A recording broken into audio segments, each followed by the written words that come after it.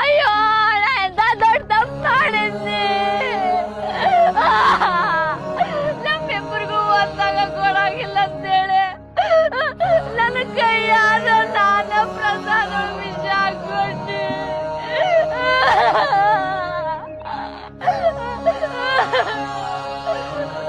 ನನ್ನ ಪ್ರೀತಿಯೊಳಗ ನಾ ಸ್ವಾರ್ಥಿ ಆದ್ರ ಇವ್ರ ದೋಸ್ತಿ ಒಳಗೆ ಇವ್ರ ದೇವರಾದ್ರು.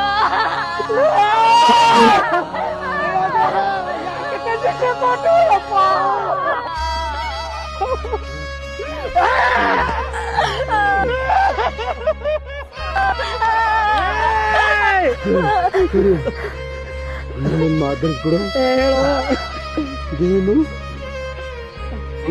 ಅದನ್ನು ಮದುವಾಗಿ ಇಲ್ಲಿ ಕ್ಷಣದಾಗ ನಿನ್ನ ಮಡಲ್ನಾಗ ನಾ ಜೀವ ಬಿಡ್ಬೇಕು.